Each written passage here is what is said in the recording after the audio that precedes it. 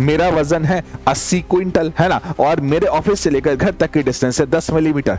क्या ये practically possible? नहीं। समय के साथ रफली यूज करने के साथ साथ, बार बार बुरी तरह से यूज करने के साथ साथ, जबरदस्ती घुमाने के कारण एक एरर हो जाता है, जिसे कहा जाता है काउंट, जो कोई एक इंस्ट्रूमेंट कर सकता है। हमारे पास जो नॉर्मल स्केल होता है ना, रूलर कहते हैं, उसका लीस्ट काउंट 1 mm होता है, मतलब वो कम से कम। क्या बोलती पब्लिक? क्या आप सभी को मेरी आवाज आ रही है? ओके, स्वागत नहीं करोगे हमारा? किस बात का स्वागत?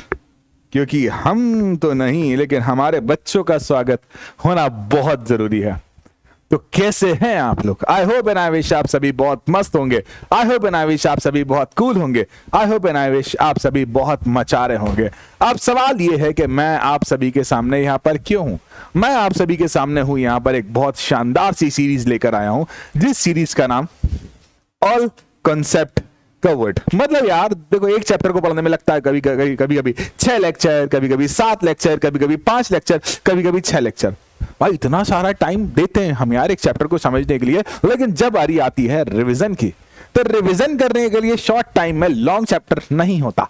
तो इसी दुविधा को सुविधा में बदलने के लिए, इसी परेशानी को आसानी में बदलने के लिए पीडब्ल्यू लेकर आया है आपके लिए वन शॉट ऑल शॉर्ट, मतलब सारे के सारे प्रॉब्लम का सॉल्यूशन लेकर एक सीरीज, जिसमें पूरा चैप्टर कवर कराया जाएगा सिर्फ और सिर्फ 45, मतलब मैं तो 40 मिनट में करूंगा भाई, मुझे 45 मिनट बोला, लेकिन मैं 40 मिनट में चैप्टर को कंप्लीट करूंगा। 1-2 मिनट ऊपर नीचे हो जाए तो नाराज मत होना, गुस्सा मत होना। देखो भाई क्लास 9th आईसीएससी के बच्चे, काफी बच्चे यहाँ पर रेडियंट से होंगे, जोडियंट से होंगे, ठीक है, रेडियंट 1.0 2.0 के, और कुछ बच्चे ऐसे भी होंगे जो वाईटी से पढ़ते होंगे, यूट्यूब से पढ़ते होंगे। तो आप सभी की सुविधा के लिए, मतलब हम चाहते हैं कि आप सभी अच्छा स्कोर करें। पीडब्ल्यू का उद्देश्य, पीडब्ल्यू का लक्ष्य सिर्फ एक ही है, अच्छा स्कोर, अच्छी पढ़ाई, अच्छी नॉलेज, अच्छी जानकारी, ये सब दिलाना। तो भाइयों और बहनों, आप सभी के लिए ये सीरीज बनाई गई। देखो क्लास 9th का जो सिलेबस है ना, बड़े प्यार से, बड़े डिजाइन के साथ डिजाइन किया गया है। मतलब मेरा कहने का मतलब ये है कि भाई शुरुआत में ही तुमको सिखा दिया जाता है मेजरमेंट। आपको पता है ना फिजिक्स का असली नाम क्या है? फिजिक्स का असली नाम है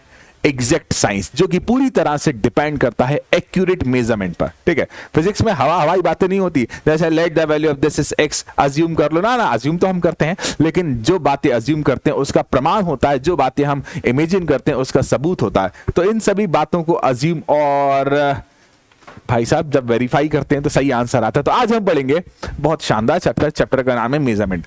आपको फिजिक्स पढ़ना सिखाई जा रही है, अब क्लास 9th में हो, अब आप क्लास 9 के बच्चों को फिजिक्स पढ़ना सिखाई जा रही है। इस क्लास 9th में सबसे पहले फिजिक्स पढ़ने से पहले आपको सिखाया जाता है मेजरमेंट, ठीक है। क्या सिखाया जाता है? मेजरमेंट, क्योंकि physics is the science of measurement. अगर आपको फिजिक्स पढ़ना है ना, तो आपको मेजरमेंट आना बहुत जरूरी है। तो शुरुआत मेजरमेंट से ही होती है, शुरुआत नापतोल से होती है। तो आज हम सारे के सारे कॉन्सेप्ट, जैसे कि भाई एसआई सिस्टम क्या होता है, सीजीएस सिस्टम क्या होता है, एफपी सिस्टम क्या होता है, एमके सिस्टम क्या होता है, वर्नियर कैलिपर्स क्या होता है, मीटर रूल क्या होता है, उसके बाद स्क्रू गेज क्या होता है, इन सभी कॉन्सेप्ट को कवर करेंगे विद इन 40 मिनट। तो अपनी कुर्सियों की पेटी बांध लीजिए, क्योंकि हम भरने वाले हैं एक उड़ान। तो मजा आने वाला है भाई, ध्यान लगाकर पढ़ना, ठीक है, क्योंकि आईसीएसई है, मजाक नहीं है भाई साहब। जो आप क्लास 9th में पढ़ रहे हो, कुछ बच्चे उसे क्लास 11th में पढ़ते हैं। वर्नियर कैलिपर्स का तो नाम भी नहीं सुना होता, स्क्रू गेज का तो नाम भी नहीं सुना होता, लेकिन आप पढ़ रहे हो, ठीक है। आप समय व्यर्थ नहीं करेंगे, 3 मिनट हो गए, शुरू करते हैं आज की क्लास लेके प्रभु का नाम। तो चलिए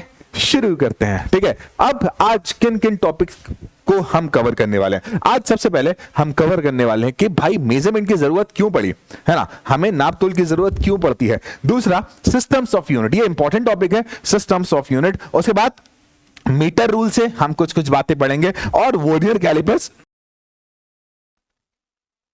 एंड स्क्रू गेज के बारे में कुछ बातें पढ़ेंगे। अच्छा लेक्चर होने वाला है, शानदार लेक्चर होने वाला है। बस तुम ध्यान लगाकर पढ़ना, बस तुम मन लगाकर पढ़ना, आप बस मेरी आवाज सुनते रहना, और जो बातें यहां पर पढ़ा रहा हूं उन बातों पर ध्यान देते रहना। पूरा चैप्टर, मेरी गारंटी है, मेरा वादा है कि आप सभी को। एक बात और, इस चैप्टर के आपको डीपीपी सॉल्व करना है। डीपीपी कहां मिलेगी? एक लिंक लगी होगी नीचे, है ना, उस लिंक पर जाइए, वहां पर आप डीपीपी को सॉल्व करिए, बढ़िया तरीके से क्वेश्चन की प्रैक्टिस करिए। पूरा चैप्टर आपके लिए हीरे की तरह चमकता सुनहरा हो जाएगा। तो ठीक है, शुरू करते हैं आज का टॉपिक नंबर 1। देखो बेटा, सबसे पहले हम मेजरमेंट क्यों करते हैं? देखो भाई, फिजिक्स में मैंने जैसा कि कुछ देर पहले बताया, physics is the science of measurement. आप जब भी फिजिक्स पढ़ने वाले होगे, इवन मैथमेटिक्स भी पढ़ने वाले होगे, मैथमेटिक्स का जिंदगी के किसी भी फील्ड में आपको मेजरमेंट करना बहुत जरूरी है। और मेजरमेंट का ओरिजिन शुरुआत होती है, मेजरमेंट की शुरुआत होती है फिजिक्स से। तो जब जब आपको मेजरमेंट करना होगा, जब जब आपको मेजरमेंट सीखना होगा, फिजिक्स पर आपकी कमांड होना बहुत जरूरी है। तो इसी बात को मद्देनजर रखते हुए आपको चैप्टर नंबर 1 पढ़ाया जाता है मेजरमेंट, और कुछ एक्सपेरिमेंटेशन के बारे में आपको पढ़ाया जाता है। अब देखिए मेजरमेंट कैसे करते हैं। एग्जांपल के लिए आप कभी मार्केट जाते हैं, मार्केट में आपको खरीदना है 5 किलो चावल, तो आप मास मेजर करते हैं, ठीक है। अगर आप मार्केट जाते हैं, मार्केट में आपको खरीदना है 1 मीटर धागा, तो आप लेंथ मेजर करते हैं। आप मार्केट में 2 घंटे से बाहर हो, मतलब 2 घंटे, मतलब आप टाइम मेजर करते हो। आज गर्मी बहुत है, आज का टेम्परेचर 40 डिग्री सेल्सियस है, आप हीट को मेजर करें। आप मतलब बेसिकली टेम्परेचर को मेजर। भाई साहब हमारे यहां तो एक ऐसे इंस्ट्रूमेंट लगा हुआ है जो 5 एम्पीयर पर काम करता है, करंट को मेजर कर रहे हो। तो जब जब हम मेजरमेंट की बात करते हैं, तो मेजरमेंट्स के लिए हम उस फिजिकल क्वांटिटी, मतलब जिससे हमें मेजर करना है, उससे कंपेयर करते हैं एक स्टैंडर्ड से। जैसे हम बात करते हैं लेंथ की, तो मीटर में स्टैंडर्ड उसका होता है, ठीक है। मास की बात करते हैं, केजी उसका स्टैंडर्ड होता है, ठीक है। टाइम की बात करते हैं, हमारा सेकंड उसका स्टैंडर्ड होता है। तो मेजरमेंट है क्या? मेजरमेंट एक ऐसी प्रोसेस है जिसमें कंपैरिजन करते हैं गिवन फिजिकल क्वांटिटी जो हमको दिया गया है उससे स्टैंडर्ड क्वांटिटी के साथ, और नेचर सेम होना चाहिए। ऐसा नहीं कि तुम लेंथ नाप रहे हो और यूनिट सेकंड लगा दो। सेकंड में कभी लेंथ नापी जाती है, आर में कभी लेंथ नापी जाती है, बिल्कुल भी नहीं नापी जाती, ठीक है। अब देखो, मेरा नाम है आकाश श्रवण, शायद आप लोग जानते हो, नहीं भी जानते तो अब पता चल गया। मेरा नाम है आकाश श्रवण। कभी भी कोई मुझसे मेरा नाम पूछता है ना कि भाई तेरा नाम क्या है, मैं कहता हूं मेरा नाम है आकाश श्रवण, ठीक है, बिल्कुल, है ना। अब मुझसे किसी ने पूछा कि भाई तेरी हाइट क्या है, मैंने बोल दिया कि मेरी हाइट है 6। भाई उसने मुझसे पूछा कि तेरा वजन क्या है, मैंने बोल दिया मेरा वजन है 80, है ना। उसने मुझसे पूछ लिया कि तेरे घर से लेकर तेरे ऑफिस तक की डिस्टेंस क्या है, मैंने लिख दिया 10। क्या बोला? मैंने बोला मेरी हाइट है 6, मेरा वजन है 80, और ये मेरे ऑफिस से लेकर घर तक की डिस्टेंस है 10। अब देखिए उसने नोट क्या किया, उसने नोट किया कि मेरी हाइट है 6 किलोमीटर, है ना, मेरा वजन है 80 क्विंटल, है ना, और मेरे ऑफिस से लेकर घर तक की डिस्टेंस है 10 मिलीमीटर। क्या ये प्रैक्टिकली पॉसिबल? नहीं। तो ये छोटी छोटी गलतियों को दूर करने के लिए कभी भी आप फिजिकल क्वांटिटी को एक्सप्रेस करोगे ना, तो यूनिट लगाना मत भूलना। गलती मेरी थी कि मैंने अपना वजन बोल दिया 80। अब सामने वाला तो यही सोचेगा कि भाई 80 क्विंटल है, 80 मीट्रिक टन है, या फिर 80 ग्राम है। भाई गलती मेरी है, मैंने नहीं बोला कि मेरा वेट है 80 किलोग्राम। और उसने मुझसे पूछा कि तेरे ऑफिस से लेकर घर तक की डिस्टेंस क्या है, मैंने कहा कि भाई मेरे ऑफिस से लेकर घर तक की डिस्टेंस 10। उसे क्या पता कि 10 मिलीमीटर है, किलोमीटर है, सेंटीमीटर है। गलती मेरी है। तो ये गलती अब हम दोबारा नहीं करेंगे। कभी भी किसी चीज को मेजर करेंगे, किसी भी क्वांटिटी को मेजर करेंगे, यूनिट लगाना मत भूलना। अगर आप यूनिट लगाना भूले तो एग्जामिनर आपको मार्क्स देना भूल जाएगा। तो किसी भी फिजिकल क्वांटिटी, किसी भी मेजरेबल क्वांटिटी के यूनिट एक ऐसी कांस्टेंट मैग्नीट्यूड होता है जो कि मेजर करते हैं उस गिवन मैग्नीट्यूड को और सेम नेचर के। मतलब एक साधारण शब्द में बात करूं, यूनिट एक तरह का रेफरेंस है। एग्जांपल के लिए, है ना, मैंने बोला कि एक फिजिकल क्वांटिटी है जिसका नाम मान लिया x, ठीक है। मैंने बोला कि 5 सेंटीमीटर, तो ये सेंटीमीटर क्या हो गई बच्चे? यूनिट हो गई। और 5 क्या हो गया बच्चा? मैग्नीट्यूड हो गया। तो किसी भी फिजिकल क्वांटिटी को मेजर करने के लिए यूनिट का एक बहुत इंपॉर्टेंट रोल होता है। अगर यूनिट नहीं ली तो गड़बड़ शुरुआत हो जाती है। अगर आपने यूनिट नहीं ली तो गड़बड़ की शुरुआत हो जाती है। किसी भी फिजिकल क्वांटिटी को मेजर करने के लिए जरूरत के अनुसार रेफरेंस लगाना चाहिए। मैं बार बार एक वर्ड का यूज कर रहा हूं, फिजिकल क्वांटिटी। मैं अब उसे फिजिकल क्वांटिटी नहीं बोलूंगा, अब मैं उसे पीक्यू बोलूंगा। वो क्वांटिटी जिसको मेजर करना है वो क्या कहलाएगी बच्चे? Physical quantity. अब फिजिकल क्वांटिटी कुछ भी हो सकती है, आवश्यकता के अनुसार, जैसी आवश्यकता होगी वैसी। जैसे मैंने अपना वजन बताया था 80 केजी, ठीक है, तो 80 केजी एक फिजिकल क्वांटिटी हो गई। उसके बाद मैंने अपने घर से लेकर ऑफिस तक की डिस्टेंस बताई थी 10 किलोमीटर, ये भी एक फिजिकल क्वांटिटी हो गई। मेरे घर से लेकर ऑफिस तक जाने में मुझे लगता है आधा घंटा, मतलब हाफ आवर, तो ये भी एक फिजिकल क्वांटिटी होगा। फिजिकल क्वांटिटी वो होती है जिन्हें फिजिक्स के रूल की हेल्प से एक्सप्लेन किया जा सकता है। बड़ा सिंपल सी टर्म होती है, बड़ी आसान सी टर्म होती है। तो फिजिकल क्वांटिटी को मेजर करने के लिए आपको नंबर चाहिए और यूनिट चाहिए। एग्जांपल के लिए x नाम की फिजिकल क्वांटिटी है, तो इसे मेजर करने के लिए कुछ ना कुछ न्यूमेरिक वैल्यू होगी और कुछ ना कुछ यूनिट होगी, और यूनिट सेम स्टैंडर्ड की होना चाहिए। लेंथ की बात कर रहे हैं तो लेंथ की यूनिट्स रखेंगे, टाइम की बात कर रहे हैं तो टाइम की यूनिट रखेंगे, मास की बात कर रहे हैं तो मास की यूनिट रखेंगे। सेम स्टैंडर्ड की यूनिट का यूज होना बहुत जरूरी है, ठीक है। अब याद रखना बच्चे, एग्जाम्पल के लिए मैं यहां पर दो क्वांटिटीज लिख रहा हूं, एग्जाम्पल के लिए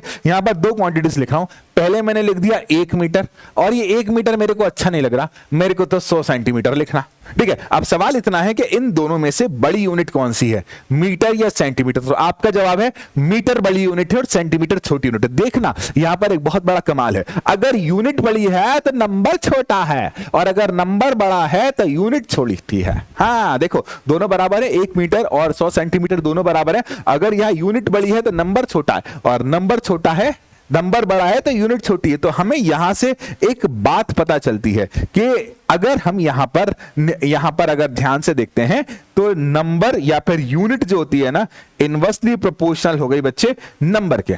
जितना बड़ा नंबर उतनी छोटी यूनिट, और जितनी छोटी यूनिट उतना बड़ा नंबर। इस बात को ध्यान रखिएगा। अभी मैंने छोटा सा प्रैक्टिकल एग्जांपल आपको देकर बताया। अब देखो, जिंदगी में कभी कभी ऐसी स्थितियां आएंगी कि आपको यूनिट्स को और डेप्थ में एक्सप्लेन करना पड़ेगा। मैं आपको बताऊं, यूनिट को दो कैटेगरी में कैटेगराइज करा गया। पहला है फंडामेंटल या फिर बेसिक यूनिट। पहली कौन सी है? फंडामेंटल। भाइयों और बहनों, फंडामेंटल यूनिट टोटल 7 होती हैं। ठीक है, कितनी होती है? 7। अब जहां से ये यूनिट बनाई जा रही हैं, है ना, क्या बोला, जहां से ये यूनिट बनाई जा रही है, उन्होंने डिसाइड किया कि टोटल कितने टाइप की यूनिट होंगी? 7 टाइप की होंगी। जहां भी यूनिट बना रहा है, जो भी यूनिट बना रहा है, उन्होंने डिसाइड किया कि भैया यूनिट्स कितने टाइप की होंगी? 7 टाइप की होंगी। लेंथ, है ना, लेंथ की यूनिट लेंथ की यूनिट मीटर, टाइम की यूनिट सेकंड, मास की यूनिट किलोग्राम, इलेक्ट्रिक करंट की unit ampere, quantity of substance की यूनिट कैंडेला, टेम्परेचर की यूनिट केल्विन, और मैंने क्वांटिटी ऑफ सब्सटेंस की यूनिट को कैंडेला बोल दिया, इट इज मोल, है ना, और इंटेंसिटी ऑफ लाइट की यूनिट होगी कैंडेला होगी। ठीक है, ये 7 यूनिट होंगी और ये इंडिपेंडेंट होगी, ये किसी पर डिपेंड नहीं करेगी। ठीक है, तो बेसिकली फंडामेंटल यूनिट कितनी होती है? टोटल 7 इन नंबर। फंडामेंटल को कई बार बेसिक यूनिट बोला गया है, और ये कितनी है बच्चे? टोटल 7 इन नंबर। देखो भाई, ये इंडिपेंडेंट है, ये खुद में डिफाइंड है, ये किसी और पर डिपेंड नहीं करती। आप अगर सोचो मीटर किसी पर डिपेंड करता है, नहीं डिपेंड करता। अगर आप सोचो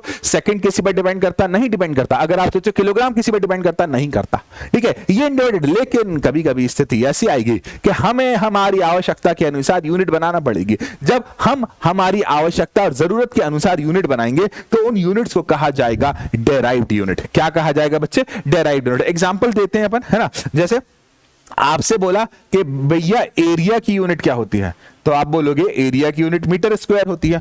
एक सेकंड, मीटर स्क्वायर तो मीटर से बना, और मीटर क्या है? फंडामेंटल है। तो मीटर स्क्वायर एक डेराइव्ड यूनिट हो गई, जो किससे मिलकर बनी है? फंडामेंटल यूनिट से बनी है। एग्जांपल के लिए स्पीड, नाम तो सुना ही होगा। ठीक है, स्पीड की यूनिट क्या होती है? Metre upon second. तो मीटर और सेकंड तो फंडामेंटल यूनिट हो गए, और मीटर और सेकंड फंडामेंटल यूनिट से हमने एक नई यूनिट बनाई, that is metre upon second, और ये डेराइव्ड यूनिट। डेराइव्ड यूनिट वो होती है जो डायरेक्टली डिपेंड करती हैं फंडामेंटल यूनिट्स पर। ठीक है, डायरेक्टली किस पर डिपेंड करती है बच्चे? फंडामेंटल यूनिट पर। कितनी होती है? जितनी जरूरत हो उतनी होती है। फंडामेंटल यूनिट या फिर बेसिक यूनिट 7 होती है, लेकिन डेराइव्ड यूनिट जितनी जरूरत हो उतनी ज्यादा हो सकती है। ये आवश्यकता जरूरत के अनुसार डिपेंड करता है। ठीक है भैया, आगे बढ़े, आगे देखिएगा, है ना। कुछ एग्जाम्पल दिए गए, जैसे एरिया की यूनिट, नाम तो कभी सुना ही होगा। एरिया की यूनिट मीटर इंटू मीटर अर्थात मीटर स्क्वायर होती है। ठीक है, उसके बाद वर्क या एनर्जी की यूनिट, बेसिकली इसकी यूनिट जूल होती है, काफी लोग इसे जाउल भी पढ़ते हैं। ठीक है, केजी पर मीटर स्क्वायर पर centimetre, KG metre square upon centimetre square इसकी यूनिट होती है। प्रेशर, है ना, फोर्स अपॉन एरिया, फोर्स की यूनिट चाहे तो आप न्यूटन पुट कर दो, है ना, और एरिया की मीटर स्क्वायर पुट कर दो, डायरेक्टली इसको पास्कल भी बोला जाता है। ठीक है, अब देखो, अगर आप ध्यान से देख पा रहे हो, KG metre second metre square, KG metre inverse second inverse square, KG metre square ampere inverse square second minus cube, ये भाई साहब फंडामेंटल यूनिट से बनी हुई है। ठीक है, जब ये फंडामेंटल यूनिट से बनी हुई है तो यही तो हम बता रहे हैं कि ये डेराइव्ड यूनिट है। ठीक है, जो यूनिट फंडामेंटल से बनती हैं वो काउंट होती हैं डेराइव्ड से। बच्चा याद रखना, है ना, बच्चा याद रखना कि बहुत बड़ी दिक्कत थी इस दुनिया में, है ना। ये बात मैं कर रहा हूं करीबन 18 सेंचुरी के आसपास, 17-18 सेंचुरी के आसपास, जब हमारा और तुम्हारा नामो निशान नहीं होगा। ठीक है, क्या हुआ कि भैया अलग अलग दुनिया, अलग अलग देश अलग अलग नापने की पद्धतियां अपनाते थे, नापने तोलने के तरीके। जैसे हम इंडिया वालों को लगता था अच्छा मीटर, एग्जांपल दे रहा हूं, है ना, किसी और फ्रेंच कंट्री को हो सकता है फुट अच्छा लगता, किसी और ब्रिटिश कंट्री को हो सकता है किलोमीटर अच्छा लगता। तो भैया अलग अलग दुनिया के सारे देश अलग अलग तरीके से नाप रहे थे। कोई कहता था हम तो लंबाई को सेंटीमीटर में नापेंगे, कोई कहता था हम तो लंबाई को मीटर में नापेंगे, कोई कहता था हम तो लंबाई को मिलीमीटर में नापेंगे। तो भाई दुनिया के बीच में जो व्यापार होता है ना, उस व्यापार में कितनी ज्यादा दिक्कत होती है ना। दुनिया के बीच में इतना सारा व्यापार हो रहा है, उस व्यापार में कितनी ज्यादा दिक्कत होती है। इस दिक्कत को दूर करने के लिए एक बनाया गया international bureau of weight and measurement, ठीक है। क्यों? ताकि ये डिसाइड करेगा कि सारी दुनिया की यूनिट्स कौन सी, कहां पर, कैसे, कब अपनाई जाएंगे, ठीक है। तो international bureau of weight and measurement कहां है मैं आपको बताता हूं।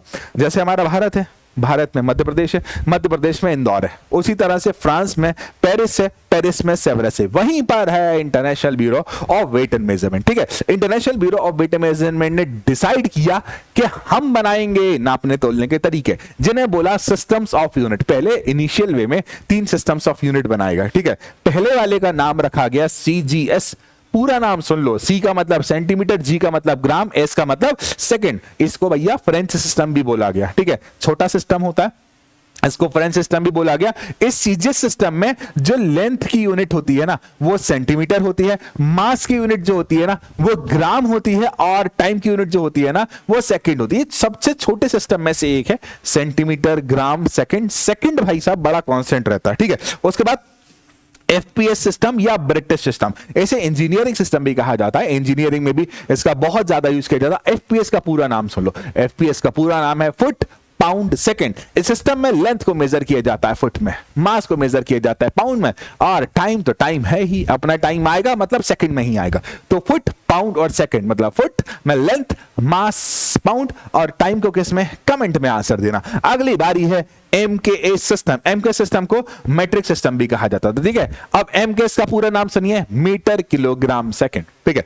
इस सिस्टम में लेंथ को मीटर, मास को किलोग्राम, और टाइम को किस में मेजर किया जाता है, इसका आंसर आप कमेंट में दे दियो। तो भाइयों और बहनों, CGS, FPS, MKS सिस्टम बनाएगा किसने बनाए, आपको पिन कोड के साथ मैंने एड्रेस दे दिया है, आप जाकर वहां पर चेक कर सकते हैं। नहीं भैया जाना मत, तुमको हमने बता दिया वही काफी है। अब बात ऐसी है कि यार हमने जिस परेशानी को आसानी में बदलने के लिए सिस्टम बनाए थे, वो परेशानी तो आज भी वहीं की वहीं है। अरे CGS, FPS, MKS, लेंथ को सेंटीमीटर, लेंथ को फुट में, और लेंथ को किलोमीटर, ये तो गड़बड़ है यार, है ना। लेंथ को मीटर, ये तो गड़बड़ है यार। इस गड़बड़ को दूर करना था, तुमने तो और गड़बड़ बना दी, अलग अलग कंट्री और अलग अलग तरीके से। तो भैया इन सब के बाद यह फैसला लिया गया, तमाम सबूत और गवाहों को मद्देनजर रखते हुए यह फैसला लिया गया कि हम एक नया सिस्टम बनाएंगे, ठीक है। कौन बना रहा है ये सब, कौन बना रहा है ये सब, कौन बना रहा है ये सब, वही वही वही वही जिसका पता मैंने तुमको बताया था। इन्होंने कहा कि हम एक नया सिस्टम बनाएंगे जो पूरी की पूरी दुनिया एक्सेप्ट करे, ठीक है। अब देखो SI system, SI system, SI system का नाम होता है इंटरनेशनल सिस्टम। SI सिस्टम का नाम क्या था, इंटरनेशनल। भैया उल्टा चल रहा है क्योंकि फ्रेंच का नाम है ना, इसका system the international the unit, थोड़ा उल्टा चलता है। फ्रेंच मेरे को इतनी अच्छी आती नहीं है, इतनी अच्छी क्या नहीं आती, बिल्कुल ही नहीं आती, ठीक है। तो देखो भाई एक नया सिस्टम बनाएगा जो कि इंटरनेशनली एक्सेप्टेड होगा, पूरी दुनिया मानेगी, ताकि उनके बीच व्यापार आसानी से हो पाए भाई, ठीक है। अब देखो जब SI सिस्टम बनाया गया ना, इसमें 7 मेन यूनिट्स बनाई गई। कितनी मेन यूनिट्स बनाई गई बेटा, 7 मेन यूनिट्स बनाई गई। मतलब ये इंपॉर्टेंट पार्ट है, इसे याद रखना, बहुत इंपॉर्टेंट पार्ट है। और 2 कॉम्प्लीमेंट्री यूनिट बनाएंगे। वैसे आप क्लास 9th के बच्चे हो, आपको सबसे ज्यादा लेंथ, मास और टाइम के साथ डील करना, ठीक है। अब देखो 7 मेन यूनिट्स के बारे में बात कर रहा हूं। पहली है लेंथ। लेंथ की यूनिट होती है बेटा मीटर, और इसका सिंबल होता है स्मॉल m, ठीक है। मास की यूनिट होती है किलोग्राम, और इसका सिंबल होता है kg। टाइम की यूनिट होती है सेकंड, और इसका सिंबल होता है s। टेम्परेचर की यूनिट होती है बच्चे केल्विन, केल्विन का सिंबल होता है K। ल्यूमिनस इंटेंसिटी की जो यूनिट होती है कैंडला, और इसका सिंबल होता है CD। इलेक्ट्रिक करंट है ना, इलेक्ट्रिक करंट की जो यूनिट हो जाएगी बच्चे, ये हो जाएगी एम्पियर, और इसका सिंबल हो जाएगा capital A। Amount of substance की जो यूनिट हो जाएगी दैट इज मोल, और इसका सिंबल क्या हो जाएगा, MOL। ध्यान से सुनिएगा। अब देखिए मैं आपको कुछ रास बताता हूं, ठीक है। जैसे अगर आप ध्यान से देखो, केल्विन एक वैज्ञानिक है, एम्पियर एक वैज्ञानिक है। जब आप किसी साइंटिस्ट के नाम की यूनिट बनाते हो और उसका सिंबल बनाते हो ना, तो कैपिटल अल्फाबेट का यूज करते हो। केल्विन एक साइंटिस्ट है इसलिए कैपिटल के लगाया है ना, एम्पियर एक साइंटिस्ट है इसलिए कैपिटल ए, बाकी सब स्मॉल में काम चल जाएगा, ठीक है। लेकिन अगर आप पूरा नाम लिखते हो यूनिट की जगह, आपका मन है कि आप तो केल्विन लिखेंगे तो पहला वाला अल्फाबेट छोटा, वो नाउन वाला रूल मत लगा देना कि नाउन है तो पहला वर्ड नहीं, वो रूल लगाने की यहां पर आपको कोई आवश्यकता नहीं है। आप पहला वर्ड छोटा रखिए अगर आप पूरा नाम, और अगर आप सिंबल लिख रहे हो तो पहला वर्ड, समझ गए ना, ठीक है। अब देखो ये मेन यूनिट थी, अब कुछ छोटी छोटी यूनिट जिनमें से पहली कॉम्प्लीमेंट्री यूनिट है एंगल।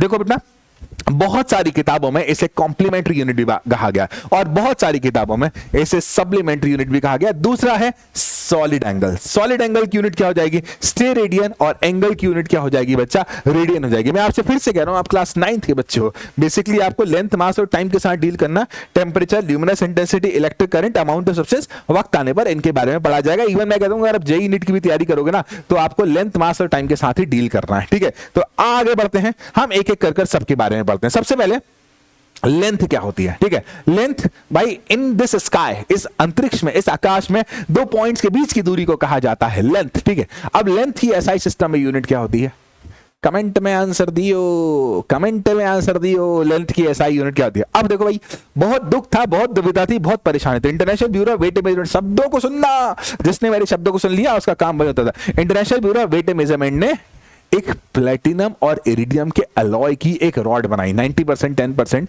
है ना, यहां पर प्लेटिनम और इरिडियम के अलॉय की एक, अलॉय जानते हो ना भाई, बहुत सारे मेटल्स को मिलाकर एक नया मेटल बनाया जाता है, उसे अलॉय कहा जाता है। तो इंटरनेशनल ब्यूरो वेट मेजरमेंट में प्लेटिनम इरिडियम की एक रॉड रखी है, उस रॉड पर दो मार्क बने हुए हैं, उस मार्क को कहा जाता है 1 मीटर। कुछ परेशानियां है ना कि भाई अलॉय है, टेम्परेचर का फर्क पड़ सकता है, प्रेशर का फर्क पड़ सकता है। जब टेम्परेचर और प्रेशर का फर्क पड़ सकता है तो इस दुख को दूर करने के लिए उस रॉड के टेम्परेचर और प्रेशर को कांस्टेंट कर दिया, ठीक है। तो प्लेटिनम इरिडियम की एक रॉड है जो कहां पर है, वही international bureau of weight measurement में, उसके बीच में दो मार्क बने, उन मार्क को कहा जाता है स्टैंडर्ड 1 मीटर, ठीक है। क्या कहा जाता है बच्चे, स्टैंडर्ड 1 मीटर। और क्योंकि किसी प्रेशर या किसी टेम्परेचर से वो वैल्यू चेंज हो सकती है, इसलिए उसके प्रेशर को 1 बार और टेम्परेचर को 273.16 केल्विन कर कांस्टेंट कर दिया ताकि कोई परिवर्तन ना पड़े। लेकिन फिर भी परिवर्तन हो सकता है, समय बड़ा बलवान है, समय के अनुसार अगर उसके 1 मीटर की वैल्यू बदल गई तो पूरी दुनिया के 1 मीटर बदल गए। भाई स्टैंडर्ड है ना वो 1 मीटर,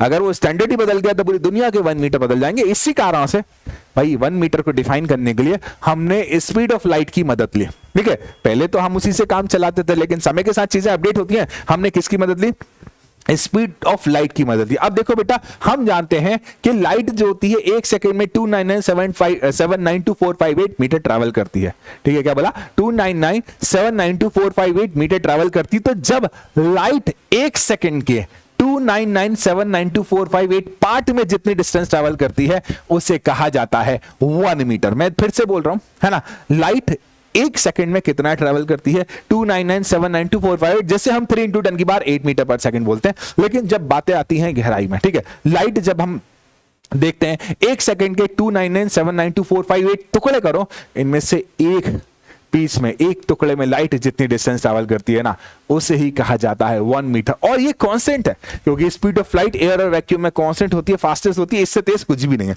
अब भैया बहुत सारी यूनिट्स होती हैं, है ना, हम तो अभी सिर्फ और सिर्फ मीटर की बात पढ़ रहे हैं। हम लोग हमारे भारत में अक्सर किलोमीटर का यूज करते हैं लंबाई मेजर करने के लिए, सेंटीमीटर का यूज करते हैं, मिलीमीटर का यूज करते हैं, फुट का यूज करते हैं, बहुत सारी यूनिट्स होती हैं। लेकिन कुछ सब यूनिट्स के बारे में हम बात करते हैं, जैसे सेंटीमीटर। कितना होता है 1 सेंटीमीटर और 1 मीटर, भाई साहब 100 सेंटीमीटर बराबर 1 मीटर, ठीक है। मिलीमीटर, अरे मिलीमीटर 1 सेंटीमीटर में 10 मिलीमीटर होते हैं, तो 1000 मिलीमीटर में 1 मीटर हो जाएगा। माइक्रोमीटर मतलब 10 की पावर -6, माइक्रोमीटर को माइक्रोन भी कहा जाता है, बेसिकली बायोलॉजी में इन सब का यूज किया जाता है। और नैनोमीटर एटॉमिक स्ट्रक्चर का साइज मेजर करने के लिए इसका यूज किया जाता है। माइक्रोमीटर का मतलब हुआ 10 की पावर -6 मीटर और नैनोमीटर का मतलब हुआ 10 की पावर -9 मीटर, ठीक है। आगे बढ़ते हैं बेटा। अब ये जो बातें थी ये छोटी यूनिट्स की बातें थी, अब हम बड़ी यूनिट्स की बात करते हैं। कभी कभी हमें यहां से चंद्रमा पर हॉलीडे मनाने जाना पड़ेगा, कभी कभी यहां से मार्स पर हॉलीडे मनाने जाओगे, तब क्या करोगे, मिलीमीटर में नापोगे, सेंटीमीटर में नापोगे ना, माइक्रोन में नापोगे, एंगस्ट्रॉम में नापोगे, नहीं भैया। तो इसीलिए कुछ बड़ी यूनिट्स भी बनाएंगे जिनमें से 3 इंपॉर्टेंट है, एस्ट्रोनॉमिकल यूनिट, लाइट ईयर और पार्सेक। सुनिएगा एस्ट्रोनॉमिकल यूनिट क्या होती है। तुम्हारा गोला है, क्या नाम है तुम्हारे गोले का? ठीक है, तुम्हारा गोला है, क्या नाम है? हमारे गोले का नाम है अर्थ। और हमारा तारा है, तारा, तारा मतलब सन, है ना? हमारा तारा और हमारी अर्थ के बीच की जो डिस्टेंस है उसे कहा जाता है 1 एस्ट्रोनॉमिकल यूनिट। ठीक है, basically it is a mean distance between earth and sun, और इसकी वैल्यू होती है अराउंड 1.496 इंटू 10 की पावर 11 मीटर, जैसे अप्रोक्सीमेटली 1.5 इंटू 10 की पावर 11 मीटर कहा जाता है। बहुत बड़ी यूनिट है। आप जो सोच रहे हो ना कि इतना आसान है लिखना, लिखना आसान है, इसे ट्रैवल करना है बहुत मुश्किल है। बहुत बड़ी यूनिट है, हमारी इमेजिनेशन से भी बड़ी यूनिट। ठीक है, अगली यूनिट है लाइट ईयर। ठीक है, अब ये लाइट ईयर क्या है? बेसिकली लाइट ईयर, एक साल में लाइट जितनी डिस्टेंस ट्रैवल करते हैं उसे कहा जाता है लाइट ईयर। मैं दोबारा रिपीट कर रहा हूं, लाइट एक साल में जितनी डिस्टेंस ट्रैवल करती है उसे कहा जाता है लाइट ईयर। एक सेकंड में लाइट 3 लाख किलोमीटर ट्रैवल करती है, तो एक साल में कितना ट्रैवल करेगी? एक सेकंड में 3 इंटू 10 की पावर 8, है ना? 1 मिनट इंटू 60, है ना? सॉरी, 1 सेकंड 1 मिनट इंटू 60, है ना? 1 घंटा इंटू 60, 1 दिन 24 इंटू 24, और 1 साल मतलब 365।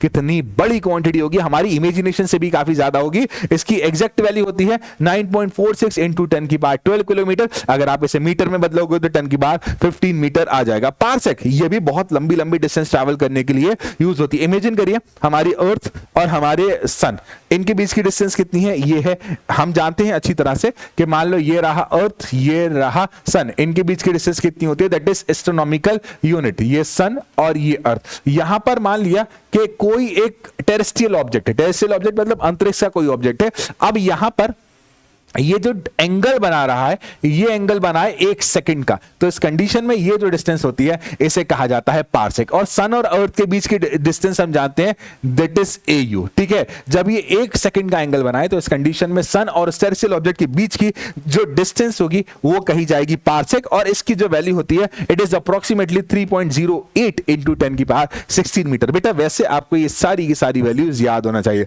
कुछ छोटी यूनिट्स की बात करें जिनमें से एक होती है एंगस्ट्रॉम। एक एंगस्ट्रॉम का मतलब होता है 10 की power -10 metre. Angstrom out of trend है, आज के जमाने में इसका उपयोग बहुत कम किया जाता है। आज के जमाने में 10 की पावर -9 नैनोमीटर का यूज किया जाता है। और फर्मी, है ना, इसका मतलब होता है 10 की पावर -15 मीटर। ये बहुत छोटी यूनिट होती हैं। अगर हम एक एस्ट्रोनॉमिकल यूनिट, अगर हम एक पारसेक, अगर हम एक लाइट ईयर को कैलकुलेट नहीं, मतलब ट्रैवल नहीं कर सकते, तो हम इंसानों की बात कर रहा हूं, हम एंगस्ट्रॉम और फर्मी को भी मेजर करने में बहुत दुविधा, बहुत दिक्कत फील करते हैं। क्योंकि यार आप 1 मीटर के 10 की पावर 15 बराबर टुकड़े करो, विजिबल ही नहीं होगा, इतना छोटा हो जाएगा। मैं 10 की पावर 15 कह रहा हूं, आप 10 की पावर 10 टुकड़े करो, ठीक है, उनमें से एक जो इक्वल पार्ट होगा ना उसे कहा जाएगा एंगस्ट्रॉम। बहुत छोटी यूनिट है, बहुत छोटी यूनिट है, मतलब हमारी इमेजिनेशन से भी काफी छोटी यूनिट। ठीक है, अब देखो मास की बात करें, मास नहीं भाई साहब, वो वाला मास नहीं। मास की जो यूनिट होती है वो होती है किलोग्राम।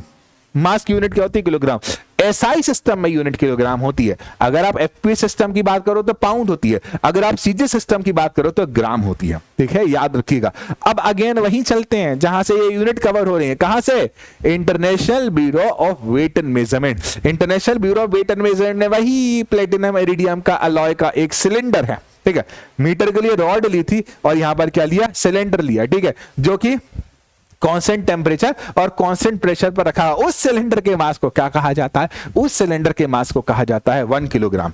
एक दिक्कत दुविधा ऐसी है, एक दिक्कत दुविधा ऐसी है कि अगर उसका मास बदल गया टेम्परेचर और प्रेशर के कारण तो पूरी दुनिया के बदल जाएंगे, पूरी दुनिया के बदल जाएंगे। इसी कारण से भैया 1 किलोग्राम को रिप्रेजेंट करने के और कई तरीके अपनाएगा। जैसे पानी का उपयोग होगा, 1 लीटर शुद्ध पानी लीजिए, शुद्ध मतलब शुद्ध, ठीक है, उसके तापमान को, टेम्परेचर को 4 डिग्री सेल्सियस कर दीजिए। 4 डिग्री सेल्सियस मतलब 4 डिग्री सेल्सियस, उसका मास होगा 1 केजी। क्योंकि ये प्लेटिनम इरिडियम में कभी परिवर्तन आ गया तो पूरी दुनिया के 1 केजी बदल जाएंगे, क्योंकि ये रेफरेंस है, क्योंकि एक स्टैंडर्ड है। अगर स्टैंडर्ड ही गलत हो गया तो पूरी दुनिया में जो हमने मेजरमेंट करा वो गड़बड़ हो जाएगी। अब देखिए कुछ और यूनिट्स जैसे ग्राम और मिलीग्राम। ग्राम का मतलब 1 किलो में 1000 ग्राम होते हैं। मिलीग्राम, इसका आंसर आप देंगे, ठीक है, कहां देंगे? चैट्स में। आप देखो बेटा, कुछ नॉन मैट्रिक यूनिट होती हैं जो कि बहुत छोटे छोटे एटॉमिक पार्टिकल को मेजर करने के काम आती है, जिसमें से एक होती है एटॉमिक मास यूनिट।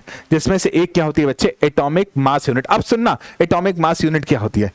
सबसे पहले हाइड्रोजन का उपयोग किया गया, उसके बाद ऑक्सीजन का उपयोग किया गया और उसके बाद कार्बन का उपयोग किया गया, क्योंकि कार्बन पीरियोडिक टेबल में अभी तक का सबसे ज्यादा स्टेबल एलिमेंट है, सबसे लंबी रिएक्शन कर सकता है, तो कार्बन का उपयोग किया गया। अब कार्बन में वैसे तो कार्बन को C6 बोला जाता है, C6, लेकिन उसके पास 12 प्रोटॉन और 12 इलेक्ट्रॉन होते, तो टोटल C12 बोल दिया हमने, है ना। आपने कार्बन का वेट किया, ठीक है, आपने कार्बन का वेट किया, कार्बन के वेट को करने के बाद उसे 12 से डिवाइड कर दिया तो एक एलिमेंट का वेट आ जाएगा। तो वही एक एलिमेंट का जो वेट है उसे कहा जाता है AMU। AMU का मतलब एटॉमिक मास यूनिट। काफी किताबों में इससे डायरेक्टली यू से रिप्रेजेंट करा है, ठीक है। आगे बढ़ते हैं बेटा, ठीक है। अब टाइम, अपना टाइम आएगा, टाइम की यूनिट होती है सेकंड। एक दिन का 1/86400 पार्ट जो कहलाता है वो कहलाता है एक सेकंड, ठीक है। 1964 में एक सेकंड को अगेन डिफाइन किया गया कि जब सीजियम 133 एक एलिमेंट होता है, वो अपनी एनर्जी चेंज में कुछ वाइब्रेशन करता है,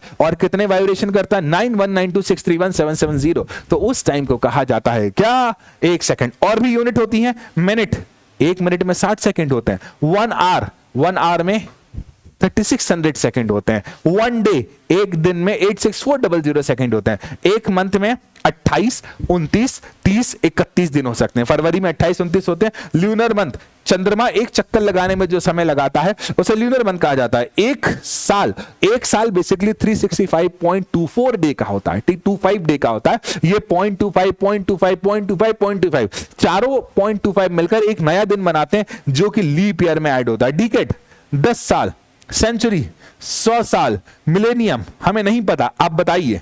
हाँ, थोड़ा तो मेहनत करो, कमेंट में लिख दियो क्या होता है मिलेनियम, ठीक है। अब देखो बच्चे, जब भी आप यूनिट लिख रहे हो तो याद रखना सिंबल हमेशा कौन से केस में लिखोगे? लोअर केस में, मतलब स्मॉल अल्फाबेट का यूज करोगे, ठीक है। अब देखो, कभी कभी साइंटिस्ट का नाम आ जाएगा, तो इस कंडीशन में फर्स्ट लेटर जो होगा वो क्या होगा? नाम का कैपिटल होगा, ठीक है। अगर आप फुल नेम लिखना चाहते हो, ठीक है, अगर वो साइंटिस्ट का भी नाम है तो पहला वाला जो लेटर होगा वो लोअर केस में होगा, ठीक है। ये बातें मैं बता चुका हूं, ठीक है। आगे कुछ और बातें, ठीक है। अगर आप कभी भी दो अलग अलग, जैसे मीटर सेकंड लिखना है तो मीटर के बीच में आप चाहो तो डॉट लगा सकते हो, मीटर सेकंड के बीच में आप चाहो तो क्रॉस लगा सकते हो, या फिर स्पेस छोड़ दो। जैसे आपको लिखना है मीटर सेकंड तो ये भी सही है, मीटर डॉट सेकंड ये भी सही है, और मीटर क्रॉस सेकंड ये भी सही है, ठीक है। आगे देखना, बेसिकली आप निगेटिव पावर का भी यूज कर सकते हो अगर आप अलग अलग यूनिट को दिखा रहे हो। जैसे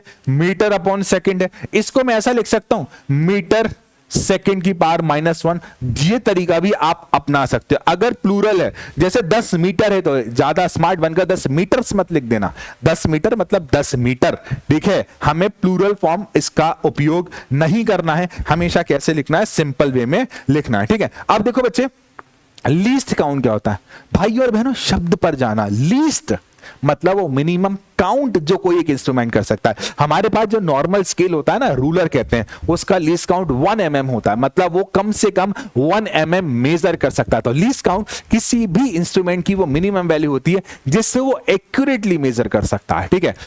अलग अलग जगह पर अलग अलग रोल होता है। उदाहरण के लिए, अगर आप सब्जी लेने जा रहे हो, अगर आप मार्केट में दाल चावल या कुछ और सामान लेने जा रहे हो, आपने 5 किलो खरीदा तो 50 ग्राम ज्यादा आ जाएगा, कोई दिक्कत नहीं है, 50 ग्राम कम आ जाएगा, कोई दिक्कत नहीं है। लेकिन अगर तुम सोना खरीदने जा रहे हो तो क्या दुकानदार से तुमने लिया, भाई साहब 1 लाख रुपए का सोना दे देना, वो क्या 50 ग्राम ज्यादा देगा, 50 ग्राम कम देगा? नहीं। लीस्ट काउंट का अपनी अपनी जगह एक रोल होता है। आप कभी बहुत बड़ा मेजरमेंट कर रहे हो तो उसका लीस्ट काउंट भी बड़ा होता है, और बहुत छोटा मेजरमेंट कर रहे हो तो उसका लीस्ट काउंट भी कम होता है। सोना खरीदने जाओगे ना तो 1 मिलीग्राम तक का पैसा ले लेगा, वो 1 मिलीग्राम तक का पैसा ले। लेकिन अगर आप सब्जी लेने जा रहे हो, लोहा लेने जा रहे हो, तो 10-50 ग्राम का कोई फर्क नहीं पड़ेगा, क्योंकि वहां पर जो आप इंस्ट्रूमेंट यूज कर रहे हो लोहा मेजर करने के लिए, उसका लीस्ट काउंट ज्यादा है, और सोना मेजर करने के लिए आप जो इंस्ट्रूमेंट यूज कर रहे हो उसका लीस्ट काउंट कम है। तो लीस्ट काउंट का अपनी अपनी जगह अपने अपने उपयोग के अनुसार उपयोग किया जाता है। बेसिकली लीस्ट काउंट क्या होता है? वो मिनिमम मेजरमेंट जो कि एक्यूरेटली मेजर किया जा सकता है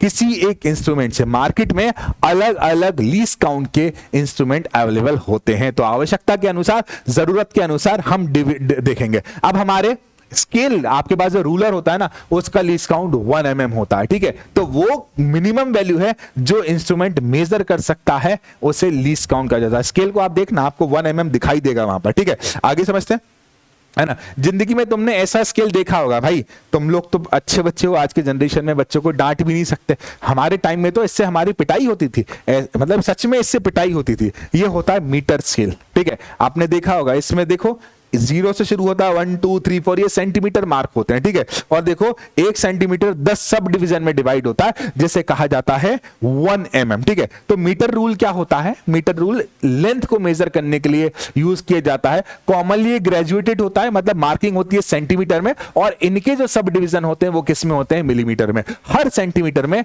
10 सब डिवीजन होते हैं। कॉमनली हमारे जो स्केल होता है उसका लीस्ट काउंट 1 mm होता है, जो मैं कई बार बता चुका हूं। स्केल का यूज करने के दौरान हमें कुछ सावधानियां बरतना पड़ती हैं, ताकि हम हमारे मेजरमेंट को अच्छी तरह से कर पाएं। अगर 1 mm से कम मेजरमेंट होगा ना, तो नहीं कर पाओगे आप, है ना, एरर हो जाएगा। 1 मिलीमीटर से कम का मेजरमेंट नहीं कर पाओगे, एरर हो जाएगा। अब क्या करें यार, अब क्या करें यार, हम तो फंस गए।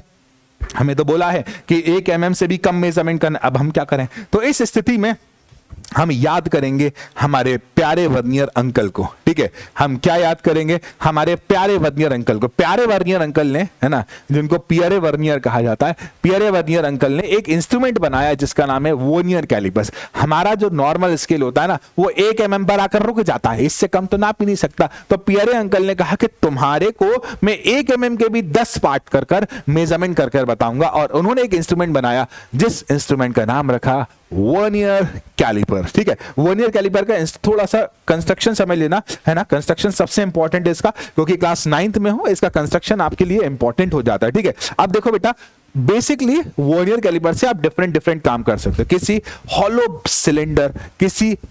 सिलेंडर की इंटरनल डायमीटर निकाल सकते हो आप, किसी हॉलो स्फीयर या सॉलिड स्फीयर की एक्सटर्नल डायमीटर भी निकाल सकते हो, किसी छोटी मोटी डेप्थ को मेजर कर सकते हो, जैसे बीकर की डेप्थ हो गई, नॉर्मल कप की डेप्थ हो गई, इसे मेजर। आप कुएं की डेप्थ को मेजर करने मत चले जाना, वहां तो गड़बड़ हो जाएगी, वहां तो फंस जाओगे। इतने भैया छोटी सी स्ट्रिप होती है, इससे तुम कुएं की थोड़ी मेजर करोगे, छोटे मोटे बीकर की डेप्थ को मेजर कर सकते हो। यहां पर हम किसी भी इंस्ट्रूमेंट को रखते हैं, है ना, एक्सटर्नल डायमीटर निकालने के लिए, यहां पर इंटरनल डायमीटर निकालने के लिए। इन्हें कहा जाता है इंटरनल जॉज, ठीक है। ये कहा जाते हैं इंटरनल, ये एक्सटर्नल जॉज होते हैं। बेटा देखो ध्यान से, यहां पर एक स्केल दिख रहा आपको। सब आपको जब डायग्राम मिलेगा ना तो ज्यादा क्लियर दिखेगा। यहां पर लाइट की वजह से प्रॉपर दिख नहीं रहा। 17 सेंटीमीटर तक मार्क दिए गए, 6 इंच तक यहां पर मार्क दिए गए।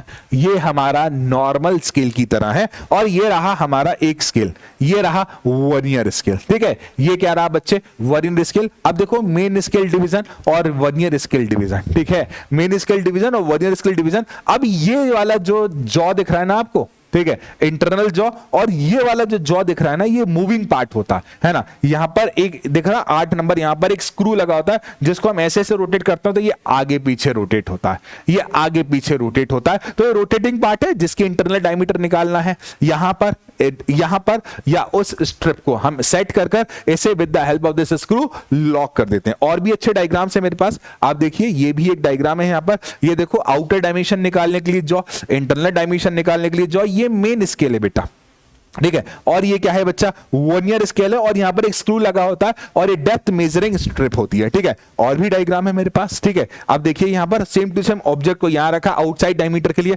इंटरनल डायमीटर के लिए यहां रखेंगे, और ये वर्नियर स्केल हो गया, ये मेन स्केल हो गया। मेन स्केल हमारे नॉर्मल स्केल की तरह ही होता है, ठीक है। अब देखो मेरे बच्चे, वर्नियर कैलिपर जो है हमारे एक पियरे वर्नियर नाम के अंकल ने बनाया। इसमें 2 स्केल्स होते हैं, एक स्केल होता है मेन स्केल और एक स्केल होता है vernier scale. Least count, basically market में डिफरेंट लीस्ट काउंट के वर्नियर कैलिपर्स प्रेजेंट है, लेकिन हम जिस स्टैंडर्ड वर्नियर कैलिपर्स की बात कर रहे हैं वो 1 मिलीमीटर के भी 10th पार्ट तक मेजर कर सकता है, ठीक है। और जो दिख रहा है यहां से, है ना, द लीस्ट काउंट निकालने का तरीका क्या होता है? लीस्ट काउंट बेसिकली डिफरेंस होता है किसके बीच का? 1 मेन स्केल डिवीजन और 1 वर्नियर स्केल। तो least count is equal to क्या हो गया? Least count is equal to क्या हो गया, वर्नियर स्केल डिवीजन लिखा है ना, वैल्यू ऑफ सॉरी है ना, 1 main scale division minus vernier scale division, ये होता है लीस्ट काउंट। बेसिकली मान लो n डिवीजन है वर्नियर स्केल के जो इक्वल है n-1 division of main scale, ये इसका प्रिंसिपल है भाइयों और बहनों, ठीक है, कि वर्नियर स्केल के n डिवीजन जो होते हैं n-1 डिवीजन मेन स्केल के बराबर होता है। मतलब अगर वर्नियर स्केल में 10 डिवीजन है तो मेन स्केल में 9 होंगे, वो दोनों बराबर होंगे, ये इसका प्रिंसिपल है। तो इस कंडीशन में जो हमारा लीस्ट काउंट का फॉर्मूला आ जाता है, 1 डिवीजन के लिए जो फॉर्मूला आ जाता है वो आ जाता है बच्चे n-1 x बाय n। तो यहां से लीस्ट काउंट का सबसे ज्यादा स्टैंडर्ड फॉर्मूला आ जाता है, that is x by n। x का मतलब क्या है, 1 मेन स्केल डिवीजन, और n का मतलब क्या है, 1 वर्नियर स्केल डिवीजन। ठीक है, अब ये इसका प्रिंसिपल था, डायग्राम्स के बारे में हम बात कर चुके हैं। ठीक है, लीस्ट काउंट का फॉर्मूला मैंने दोबारा यहां पर लिखा हुआ है, that is vernier scale division upon में main scale division, in short it is x by n। अब जीरो एरर, बच्चे याद रखना, कभी भी आप वर्नियर कैलिपर का उपयोग करने वाले हो, कभी भी आप वर्नियर कैलिपर का यूज करने वाले हो, तो हमें एरर के लिए चेक करना बहुत जरूरी है। एरर की पॉसिबिलिटीज क्या क्या आती हैं, ठीक है। अब देखो बेटा, जब आप इस इंस्ट्रूमेंट को पूरा बंद कर दोगे, ठीक है, जब आप इस इंस्ट्रूमेंट को पूरा बंद कर दोगे तो ये वर्नियर स्केल का 0 और मेन स्केल का 0 है ना, ये वर्नियर स्केल का 0 और मेन स्केल का 0 कोइंसाइड होना चाहिए, एक लाइन में होना चाहिए। अगर ये एक लाइन में नहीं है तो आपका इंस्ट्रूमेंट खराब है, आपके इंस्ट्रूमेंट में 0 एरर। अगर ये राइट में या लेफ्ट में है तो इस कंडीशन में आपके इंस्ट्रूमेंट में एरर है, और वो एरर क्या कहलाएगा, 0 एरर। ठीक है, क्या कहलाएगा, 0 एरर। तो देखिए 0 एरर सामान्यतः अलग अलग टाइप की होते हैं, है ना।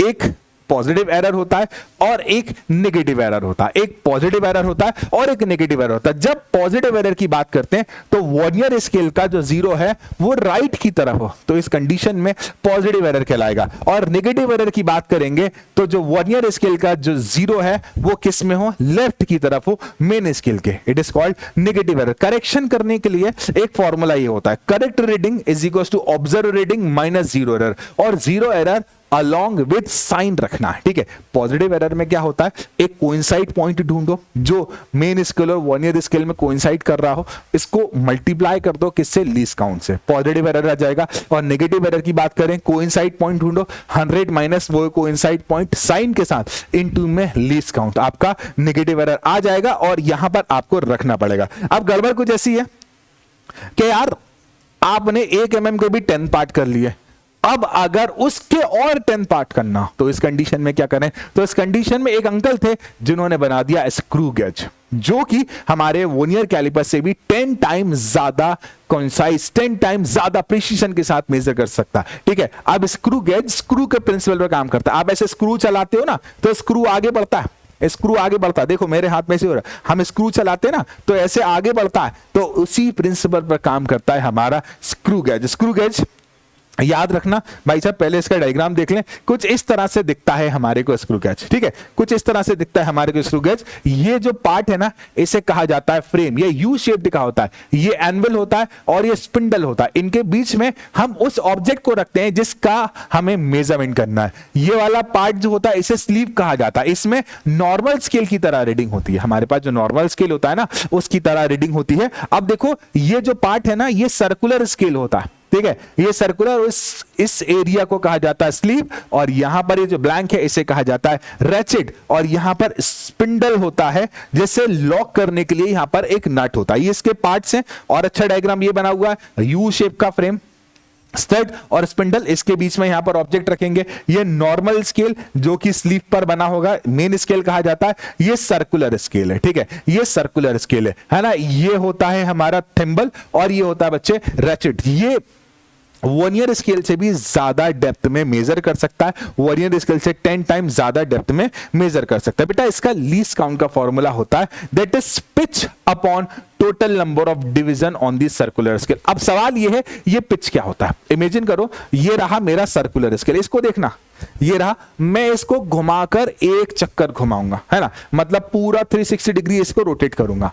जब मैं इसको 360 डिग्री रोटेट करूंगा तो ये कुछ लीनियर डिस्टेंस ट्रैवल करेगा। आप देखो कुछ हॉरिजॉन्टल डिस्टेंस, मैंने इसको ऐसा घुमाया, इसने कुछ हॉरिजॉन्टल डिस्टेंस ट्रैवल करी, जितनी हॉरिजॉन्टल डिस्टेंस ट्रैवल करी उसे ही कहा जाता है पिच। ठीक है, उसे ही क्या कहा जाता है बच्चे, पिच। तो बेसिकली है ना। हॉरिजॉन्टल डिस्टेंस यहाँ पे लीनियर डिस्टेंस ट्रेवल बाय, जब इसका कंप्लीट वन रोटेशन हो जाता है उसे क्या कहा जाता है बेटा, पिच। और पिच अपॉन में टोटल नंबर ऑफ डिवीजन और सर्कुलर स्केल, इनका रेशो ही कहलाता है लीस्ट काउंट। अब देखो बेटा अगेन नापने तोलने में गड़बड़ होती है, इसमें भी मेन स्केल और सर्कुलर स्केल का जीरो कोइंसाइड होना चाहिए। अगर जीरो कोइंसाइड नहीं है तो एरर है। पहला एरर कौन सा हो जाएगा, पॉजिटिव एरर, जब हमारा जीरो मार्क सर्कुलर स्केल का नीचे होगा बेस लाइन से, तो इस कंडीशन में कौन सा एरर होगा, पॉजिटिव। और नेगेटिव एरर जब हमारा जीरो मार्क कहां होगा बच्चे, स्केल से ऊपर होगा, बेस लाइन से क्या होगा बेटा, ऊपर होगा, इस कंडीशन में नेगेटिव एरर। अब देखो करेक्शन करने का बड़ा सिंपल सा फॉर्मूला है। क्या फॉर्मूला है, correct reading is equal to observe reading minus zero error. आगे समझना, समय के साथ रफली यूज करने के साथ साथ, बार बार बुरी तरह से यूज करने के साथ साथ, जबरदस्ती घुमाने के कारण एक एरर हो जाता है जिसे कहा जाता है बैकलैश एरर। इससे बचने का सिंपल सा तरीका होता है कि सावधानी पूर्वक आपके स्क्रू गेज को उपयोग करें। अगर आपने स्क्रू गेज को उपयोग करने में सावधानी का नहीं ध्यान रखा तो ये खराब हो जाएगा और इससे रिपेयर करना बहुत मुश्किल हो जाएगा। इसे कहा जाता है बैकलैश एरर। ठीक है, बेसिकली ये किसके कारण, वेयर एंड टियर के कारण होता है। जो उसके थ्रेड्स होते हैं ना, क्योंकि स्क्रू है, स्क्रू में थ्रेड बनेंगे, उसके वेयर एंड टियर के कारण होगा, या फिर बार बार आप बेवजह इसकी डायरेक्शन को रिवर्स कर रहे हो। ये एक डायरेक्शन में चलना चाहिए, आप बार बार ऐसे ऐसे ऐसे ऐसे घुमा रहे हो तो उसके थ्रेड्स क्या हो जाएंगे, खत्म। तो इससे बचने के लिए आपको कोशिश ये करना चाहिए कि इसको एक ही डायरेक्शन में चलाएं और बड़ा जेंटली रिपीट डायरेक्शन में लेकर आएं। इस एरर को कहा जाता है बच्चे बैकलैश एरर। ठीक है, इस एरर को क्या कहा जाता है बच्चे, बैकलैश एरर। तो भाइयों और बहनों इस चैप्टर में इतना ही था। ठीक है, इस चैप्टर में इतना ही था। ठीक है, ये बड़ा सिंपल सा चैप्टर था, बड़ा प्यारा सा चैप्टर था। अच्छी तरह से देखना, आपको डीपी भी मिलेगी इस चैप्टर की, आपको नोट्स मिलेंगे इस चैप्टर के, लिंक लगी हुई है, लिंक पर जाइए। आई होप आप सभी ने बहुत एंजॉय किया होगा। Bye bye, bye bye and bye bye मेरे प्यारे बच्चों, बाय।